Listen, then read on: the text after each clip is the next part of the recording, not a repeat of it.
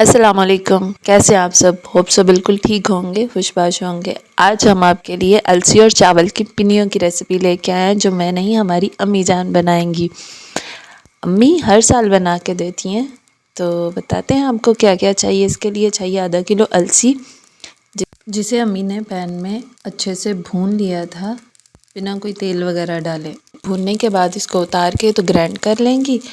ساتھ میں چاہیے تقریباً 1 کلو کے قریب گڑ کا ہم شیرہ بنائیں گے، چاشنی بنائیں گے۔ ساتھ میں تقریباً 1 پاؤ کے قریب ناریل اور 1 کلو چاول، جن کو اچھے سے صاف کر کے تو پیس کے پاؤڈر فارم میں لے آئیں گے۔ امی ہر سال بنا کے دیتی ہیں ہمیں، اور یہ بہت مزے کی بنتی ہیں۔ گڑ کو تقریباً آدھا گلاس پانی ڈال کے تو اس کو میلٹ ہونے کے لیے رکھ دیں گے۔ جیسے ہی گڑ میلٹ ہوگا تو اس کا ایک تار کا شیرہ تیار کر لیں گے، چاشنی جسے کہتے ہیں۔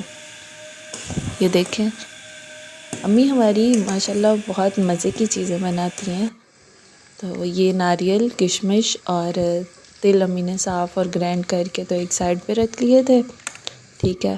دوسری طرف امی نے اس کے گڑ کے شیرے میں تقریباً آدھا کلو دیسی گھی جو ہے نا وہ ایڈ کیا ہے، اور جیسے شیرہ گہرا ہونے پہ اس کو اتار لیا تھا، اور اتار کے تو چاول جو پسے ہوئے تھے اور السی پہلے سے پیس کے ان دونوں چیزوں کو ایک بڑی سی پرات میں ڈال کے رکھا تھا، تو اس میں ہم نے یہ جو ہے نا یہ شیرہ ایڈ کر دیا تھا۔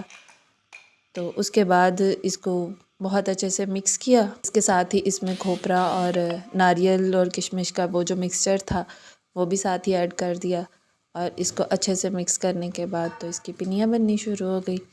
آپ لوگوں سے ریکویسٹ ہے کہ آپ چینل کو سبسکرائب ضرور کریے گا، اور میری امی جان کے لیے دعا کیجیے گا کہ اللہ تعالیٰ ان کو صحت زندگی دے اور وہ اسی طرح ہمارے نخرے اٹھاتی رہیں۔ امی نے پنیوں کو گول شیپ دے دی، اور یہ ہماری پنیاں بن کر بالکل تیار ہیں۔ یہ بہت مزے کی اور لاجواب بنتی ہیں، بنائیے گا ضرور، دعاؤں میں یاد رکھیے گا۔ اللہ حافظ۔